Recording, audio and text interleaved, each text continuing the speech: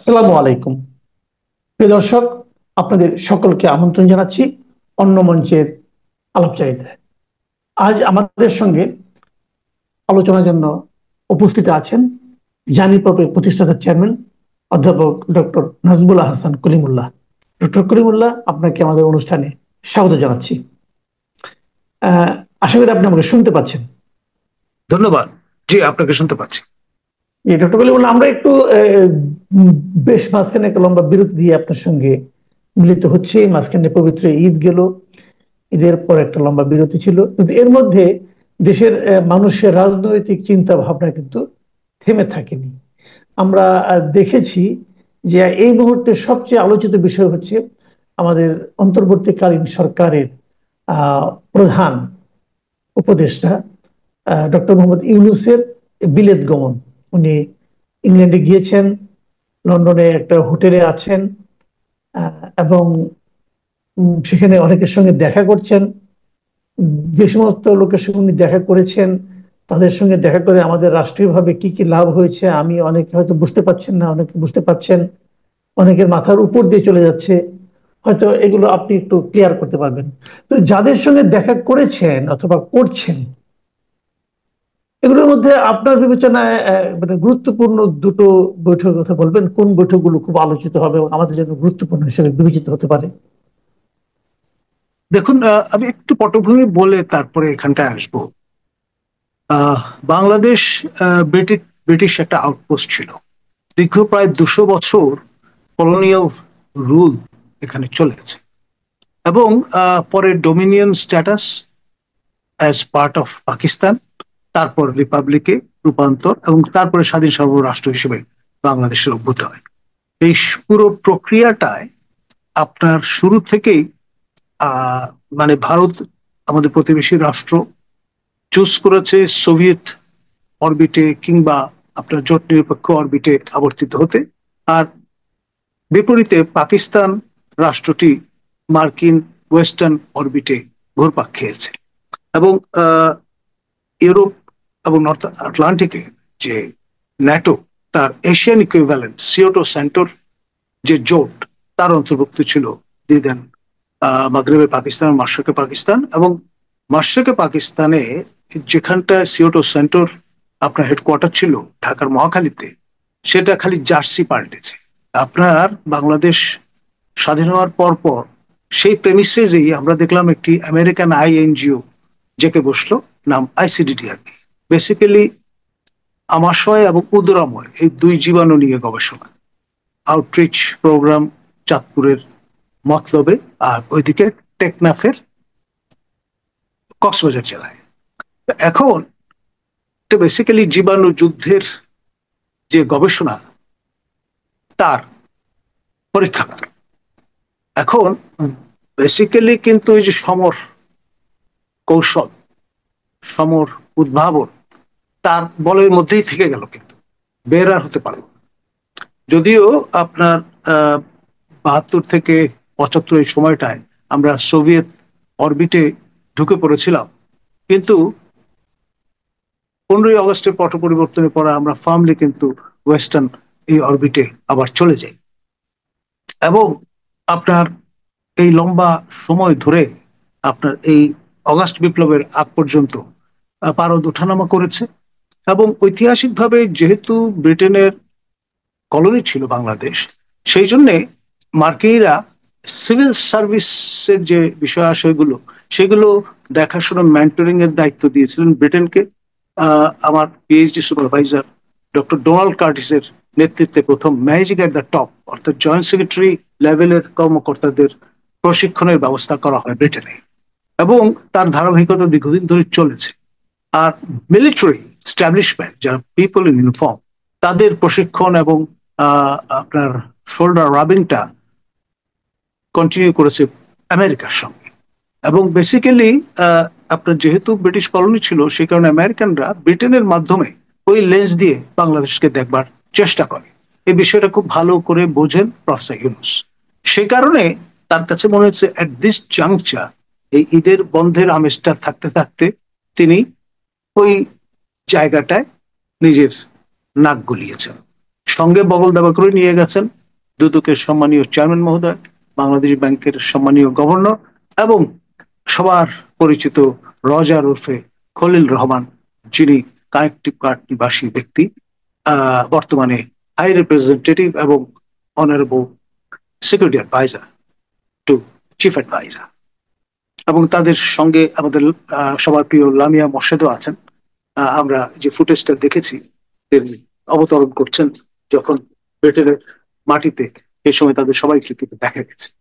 আর যাই হোক, আপনার যেই বিষয়টি খুব গুরুত্বপূর্ণ, সেই কারণেই আমরা দেখলাম যে তার সেই হোটেলে তিনি বৈঠক করেছেন আপনার ব্রিটেনের ন্যাশনাল সিকিউরিটি অ্যাডভাইজার আপনার জনাথন পাওয়েল মহোদয়ের সঙ্গে। এটা খুবই গুরুত্বপূর্ণ তাৎপর্যপূর্ণ বৈঠক, কারণ state within state actor matter করে ব্রিটেনের মতো জায়গায়, আমেরিকার মতো জায়গায়, এবং সেখানে সবকিছু তার দ্বারা আবর্তিত। ব্রিটেনে যেমন রাজার প্রিভি কাউন্সিল ম্যাটার করে, এবং MI6 বৈদেশিক যে সম্পর্কগুলো আছে সেগুলোর গতি প্রকৃতি নির্ধারণ বুঝবার ক্ষেত্রে গুরুত্বপূর্ণ নিয়ামক হিসেবে ভূমিকা পালন করে। এখন আপনার আরেকটি গুরুত্বপূর্ণ বৈঠক চাথাম হাউস। সেখানে আপনার যিনি সাউথ এশিয়ার যিনি ডিরেক্টর বেন ব্ল্যান্ড, তার সঙ্গে তিনি বৈঠক করেছেন। সঙ্গে ডক্টর বাজপেয়ী, যিনি সিনিয়র রিসার্চ ফেলো আপনার ফর সাউথ এশিয়া চাথাম হাউসে, তাদের সঙ্গে তার মোলাকাত হয়েছে। এবং এই চাথাম হাউসের রুলস যেটি, সেটি হলো সেখানে যারা চার দেয়ালের মধ্যে আলাপ আলোচনা করছে খোলামেলা, কোন রকমের রাগ ঢাক করবেন না। শর্ত একটাই, বাইরে কোট করা যাবে না। যা কিছু আলোচনা করছেন সেখানেই থাকবে, এবং যা কিছু আপনি রিসিভ করলেন অন ইউর এন্ড, সেগুলো আপনার কগনিশন যে পাওয়ার এবং অ্যানালিটিক্যাল যে বেন্ট, সেটি শার্পেন করতে চমৎকার ফুড ফর থট আপনাকে প্রদান করবে। এখন ন্যাচারালি ব্রিটেনের যারা those who matters specially policy making এ এবং গ্লোবাল যে আপনার ডিকটামটা মার্কিনীদের পক্ষ থেকে, আপনার মার্কিনীদের ওই অর্থে স্যাটেলাইট ব্রিটেনের পক্ষ থেকে, তারা কিন্তু যেটাকে আমি বলবো সহযোগিতামূলক ভাবে কোলাবোরেট করে চলাফেরা করেন। আপনার ভুলে গেলে চলবে না, ব্রিটেনের রাজা হেড অফ দ্য কমনওয়েলথ, আর ব্রিটেনের এই কমনওয়েলথের একটি সম্মানিত সদস্য রাষ্ট্র হচ্ছে বাংলাদেশ, এবং এই রাষ্ট্রের বর্তমান সরকার প্রধান হচ্ছে মাননীয় প্রধান উপদেষ্টা, যদিও তিনি অনির্বাচিত এবং accountable known to the people ওই অর্থে, যেহেতু তার ম্যান্ডেট নেই। তৎসত্ত্বেও অ্যাসপায়ারেশন যেটা খেয়াল করেন, সেই জন্য প্রফেসর ইউনূস কিন্তু তার এই বিলেত যাত্রার প্রাককালে ব্রিটিশ হাইকমিশনে গিয়েছিলেন, সেখানে বৈঠক করেছেন হার এক্সেলেন্সি দি হাই কমিশনারের সঙ্গে। এবং আপনার ব্রিটেনে এসেও রাজা চার্লস দ্য থার্ড এর সঙ্গে আপনার নৈশভোজে তিনি মিলিত হবেন।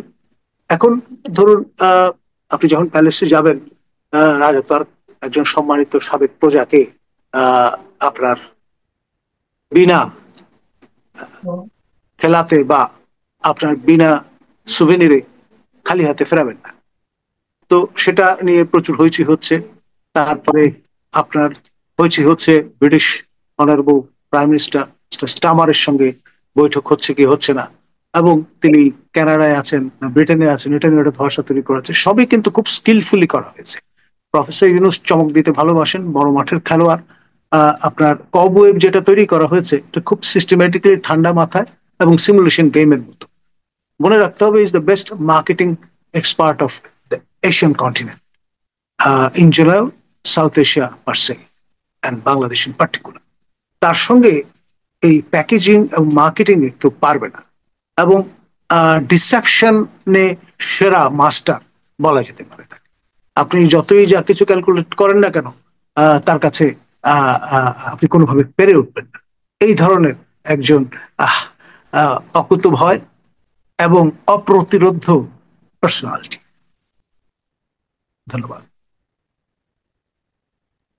জি, আমি আপনার কথা বুঝতে পারলাম যে উনি অত্যন্ত চৌকস এবং বড় মাঠের খেলোয়াড়, যেটা আপনি বললেন। এখন এই বড় মাঠের খেলোয়াড় সামনে শুক্রবার দিন আমরা জানি যে তারেক রহমানের সঙ্গে একটা বৈঠকে মিলিত হবেন। তাহলে সেই বৈঠকের পরিণতি সম্পর্কে আপনার মূল্যায়নটা কি? এই বৈঠকটা আসলে দেখুন, আমি যতটুকু জানি যে প্রধান উপদেষ্টার পক্ষ থেকে আগ্রহটা দেখানো হয়েছে এবং তারেক রহমানের পক্ষ থেকে তার তার দল এবং রীতিমতো তার যে স্থায়ী কমিটি সবাই মিটিং করে তারা অনুমোদন দিয়েছে যারা বৈঠকে বসতে পারে। এখন আমরা যতটুকু জানতে পেরেছি এর মধ্যে, সেটা হলো যে মূল বিরোধটা হলো যে প্রকাশ্য যে বিরোধটা, সেটা হলো গিয়ে যে তাদের মধ্যে নির্বাচনের তারিখ নিয়ে। আবার অনেকে এমনও ইঙ্গিত করছেন যে নির্বাচনের তারিখটা আসলে এটা একটা ব্যাপার তো বটেই, তার বাইরেও আরো কিছু বিষয় থাকতে পারে যেখানে এই আলোচনা হবে। তো আপনার কাছে যে প্রশ্নটা আমি জানতে চাই সেটা হলো যে সম্ভাব্য আলোচনা কি কি নিয়ে হতে পারে এবং এই আলোচনার ফলাফলটা কি দাঁড়াতে পারে। দেখুন, সকাল 9টা থেকে 11টা এই টানা 2 ঘন্টা ওয়ান টু ওয়ান মিটিং, আর কেউ কিন্তু থাকবেন না সেখানে।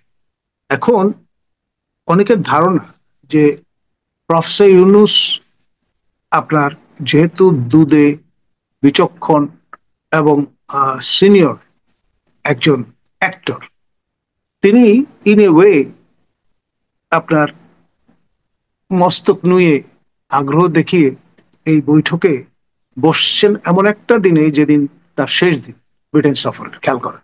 তার মানে 12 তারিখ বা 13 তারিখ সকাল পর্যন্ত বিএনপি ঘরানার মানুষজন কিন্তু বিরত থাকবেন, কোন রকমের ঝই ঝামেলায় যাবেন না, যেটি আওয়ামী লীগের লোকজন বা হাসিনার সমর্থকরা করছেন। আপনার সিরাজগঞ্জের সাবেক অনারেবল মেম্বার অফ পার্লামেন্ট আপনার হাবিবে মিল্লাতের নেতৃত্বে আমরা যেটা দেখলাম। এখন আপনার আপনি নিশ্চয়ই ভুলে যাননি, বেশি দিন হয়নি সাবেক প্রধানমন্ত্রী আপনার শেখ হাসিনা ব্রিটেন সফরের সময় বিএনপির যুক্তরাজ্য সভাপতি এবং ম্যাডামের উপদেষ্টা মালেক মহোদয় যে বিপুল পরিমাণ মোবিলাইজেশন করতে সক্ষম হয়েছিলেন, স্মরণকালের সেরা আপনার প্রতিবাদ, সেটি যদি আবার যুক্ত হয় এই আওয়ামী ঘরানার আপনার এজিটেটরদের সঙ্গে, তাহলে কিন্তু মাথা সেখানেই কাটা যাবে, দেশে আর সসম্মানে মাথা উঁচু করে ফেরা হবে না। এইসব হিসাব নিকাশ নিশ্চয়ই তিনি করে নিয়েছেন।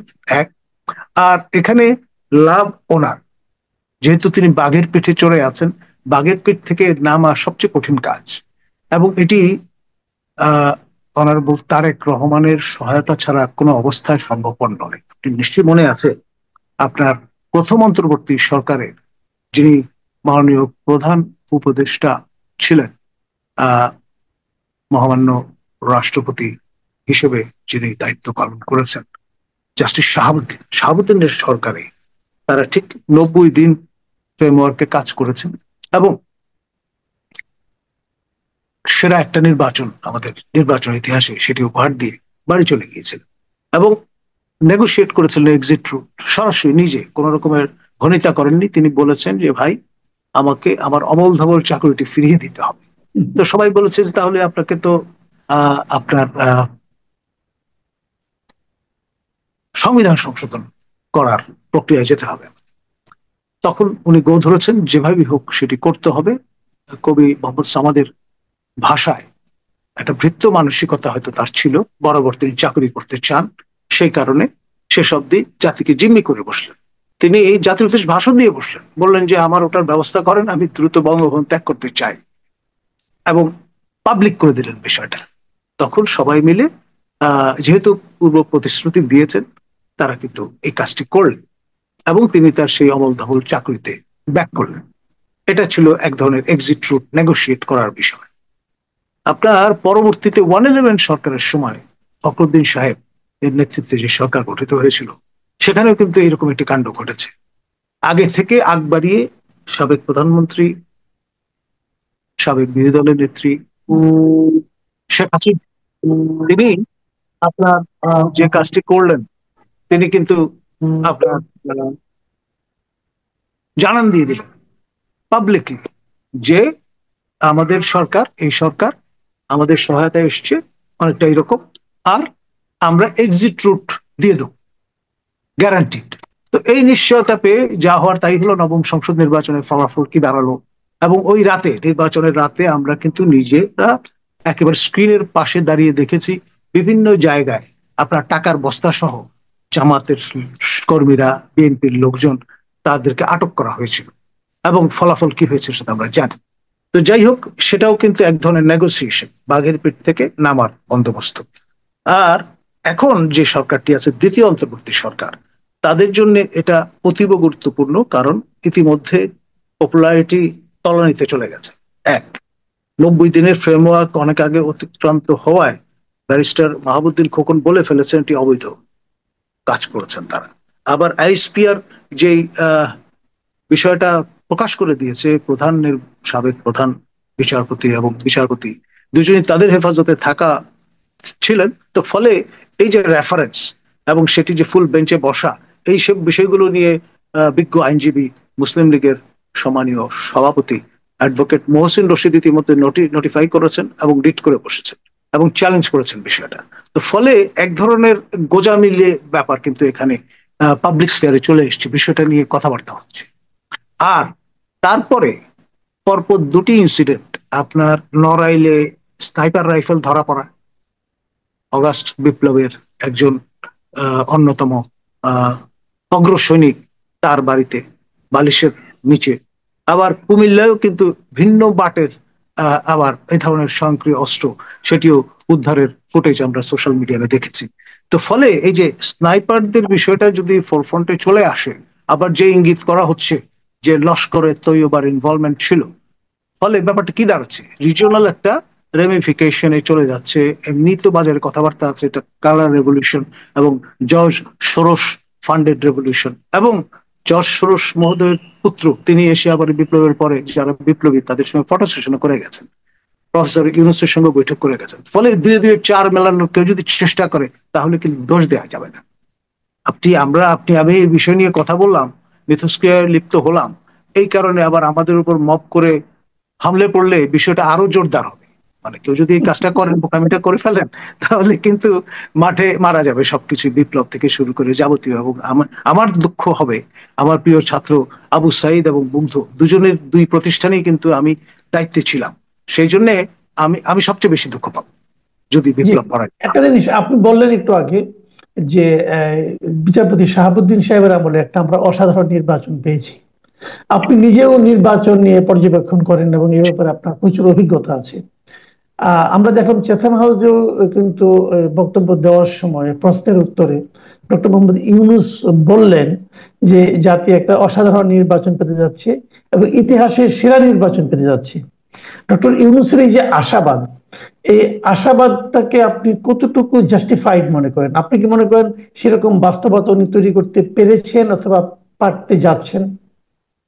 দেখুন, এটি যদি মানে বাস্তবায়িত করতে হয় তাহলে প্রফেসর ইউনূসের 5 বছর সময় লাগবে।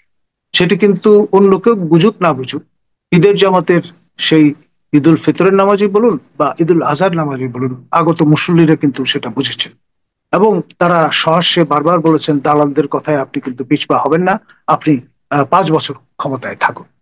তো এই যে নিরাপত্তা ঘেট অতিক্রম করে যে লোকগুলো সেখানে আসলো, এদেরকে আপনি যাই তাই ভাবে আপনার ব্র্যান্ডিং করার চেষ্টা করুন না কেন, তাদেরকে কোনো অবস্থায় ইউনূস বিরোধী বলা যাবে না। ইউনূসের ফ্যান তারা, এবং তারা চান যে 5 বছর তাকে সময় দেওয়া হোক, এবং তিনি কিন্তু বিষয়টা এনজয় করছেন। আল জাজিরার সঙ্গে সাক্ষাৎকারে তিনি কিন্তু এদের রেফারেন্স দিয়েছেন, এবং তিনি সম্ভবত আপনার সেই আহ মানব সভ্যতার উষালগ্নে গ্রিক নগর রাষ্ট্রে ফিরে গেছেন। তখন কিন্তু স্পার্টা, অ্যাথেন্সে সরাসরি প্রত্যক্ষ ভোটাভুটি হতো সবার সামনে। তো এখন ধরুন ইলেকটোরেট হিসেবে যদি আপনি ঈদের জামাতকে ধরেন, এবং এটা মুসলিম মেজরিটি কান্ট্রি, রাষ্ট্র ধর্ম ইসলাম, তাহলে কিছু বলার নেই। এবং তিনি কিন্তু কিস্তি টুপি মাথায় দিয়ে প্রমাণ করার চেষ্টা করেছেন। তিনি সপ্তাহে যে মুসলিম ডে অফ সাবাত, অর্থাৎ জুম্মার দিনে তিনি কিন্তু কখনো আমরা দেখিনি নামাজ পড়তে যেতে। আর আপনার ফরজ নামাজ, জুম্মার নামাজ না পড়ে 5 ওয়াক্ত নামাজ যে তিনি পড়তে অভ্যস্ত নন, সেটা তার পিতার রেফারেন্স দিয়ে তিনি নিজ সাক্ষাৎকারে জানান দিয়েছেন আমাদের। আর আপনার রাজনীতিবিদদের অনেকেই তো ইতিমধ্যে বলেছেন যে তিনি ভেড়াকে বিয়ে করার সময় ভেড়ার শর্ত অনুসারে রাশন অর্থোডক্স চার্চের দ্বারা দীক্ষিত হয়েছেন এবং স্বধর্মে ফিরে এসেছেন কিনা সেটা নিয়ে আবার বিএনপির ভাইস চেয়ার বরকতুল্লাহ ভুলু একটা মেডিকেল বোর্ডের মতো বোর্ড গঠন করে দিয়েছেন, বলেছেন যে এটি ফয়সালা করার দায়িত্ব তিনি জামাতের আপনার আল্লাহর ওলি কোটান আমির ডক্টর শফিককে দায়িত্ব দিয়েছেন যে কিভাবে তাকে স্বধর্মে ফিরিয়ে আনা যায়। এইসব সমস্যাগুলো মাথায় রেখে 71টা দেশে কাজ করা একজন মানুষ, প্রতিবন্ধী মানুষ, বান কি মুনের দ্বারা আপনার ঘোষিত disability rights champion of the world, তিনি কিন্তু ঈদুল ফিতরের সেই নামাজে শরিক হয়েছেন এবং আপনার ঈদুল আজহার এই নামাজেও গিয়েছেন এবং একটা কম্পারেটিভ পিকচার আমাদেরকে প্রদান করেছেন পর্যবেক্ষক হিসেবে। বলেছেন প্রায় 1000 দশেক লোক ছিল, চৌম্বকীয় আকর্ষণ তিনি অনুভব করেছেন সেখানকার অডিয়েন্সের মধ্যে। কিন্তু এইবার এসে দেখলেন 900-র বেশি লোক সেখানে উপস্থিত নেই, দ্রুততম সময়ের মধ্যে তারা চলে যেতে উদ্গ্রীব ছিলেন এবং সেট করা লোকজন বাদে কেউ কিন্তু ওই আওয়াজটা তোলেনি। আর ইমাম সাহেবও প্রফেসর ইউনুসকে কোনো স্পেস দেননি বক্তৃতা করবার, দ্রুততম সময়ের মধ্যে মোনাজাত ধরে ফেলায় প্রফেসর ইউনুস বক্তৃতা করার সুযোগটা পাননি এবং আপনার সেই ব্যক্তি যিনি পর্যবেক্ষক হিসেবে গিয়েছিলেন তিনি মানসিকভাবে প্রস্তুত ছিলেন যে প্রফেসর ইউনুস বক্তৃতা শেষ করা মাত্রই তাকে তিনি প্রশ্নমানে জর্জরিত করবেন, সেই সুযোগটা তিনি হারিয়েছেন। জি, আমরা মোটামুটি একটা ধারণা পেলাম, কিন্তু আমি বলতে চাচ্ছি যে আজকে যে শুক্রবার যে মিটিংটা হবে, বৈঠকটা হবে, সেই বৈঠকে তো আপনি ইউনূস সাহেবের কথা বলেন, তারেক সাহেবের পলিটিক্যালি কোনো ধরনের চ্যালেঞ্জ কি আপনি ওখানে দেখছেন কিনা? ডেফিনেটলি অ্যাজ ওয়েলুল শাহ আমি যেটি বলবো, লাভ কিন্তু অ্যাপারেন্টলি বেশি পরিমাণে হচ্ছে প্রফেসর ইউনূসের, সেই পরিমাণে আপনার ঝুঁকির পরিমাণটা অনেক বেশি অনারেবল তারেক জিয়ার। তারেক জিয়া এমন একজন ব্যক্তি বাংলাদেশে ইউনিক, তার মা 3বার প্রধানমন্ত্রী ছিলেন, পিতা মহামান্য রাষ্ট্রপতি ছিলেন, এইরকমের প্যাডিগ্রি সম্পন্ন দ্বিতীয় কোনো ব্যক্তি আপনি খুঁজে পাবেন না, not even in south Asia. আপনি শ্রী বাবা বন্দ্যোপাধ্যায়ের কথা বলতে পারেন, আপনি বেনজির ভুট্টোর কথা বলতে পারেন, কিংবা শ্রীমতী ইন্দিরা গান্ধীর কথা বলতে পারেন, কিন্তু মা বাবা দুজনই এরকমের রাষ্ট্রীয় সর্বোচ্চ পদে আসীন ছিলেন, এরকম দ্বিতীয় কোনো দৃষ্টান্ত আপনি দেখাতে পারবেন। সেই জন্য জাতির এক্সপেকটেশনটা আকাশচুম্বী তারেক জিয়ার কাছে। তিনি আপনার কোনো ভুল পদক্ষেপ গ্রহণ করলে সমগ্র জাতি ক্ষতিগ্রস্ত হবে, 100 বছরের জন্য পিছিয়ে যাবে দেশ। আর তিনি যদি সঠিক সিদ্ধান্ত গ্রহণ করেন, আলোচনার কোনো বিকল্প নেই। আমি বলবো তিনি যে সম্মতি প্রদান করেছেন এইটি তার পলিটিক্যাল অ্যাকিউমেনের পরিচয় বহন করে এবং তিনি যদি তার টার্মসে প্রফেসর ইউনূসকে মানাতে পারেন তাহলে আমি বলবো দেশ রক্ষা পেল। আর যদি বিষয়টা এমন দাঁড়ায় যে বাঘের পিঠে থেকে নামবার প্রয়োজনে তারেক রহমানকে তিনি ব্যবহার করলেন, সেটি হবে মোস্ট আনফরচুনেট এবং এই রকমের একটি আনইকুয়াল আপনার ইকুয়েশনে বিএনপি কিংবা তারেক জিয়া পড়বেন তেমনটি আমি মনে করি না। All the best for both of them. জি, অনেক ধন্যবাদ জনাব নাজমুল হাসান কলিমুল্লাহ।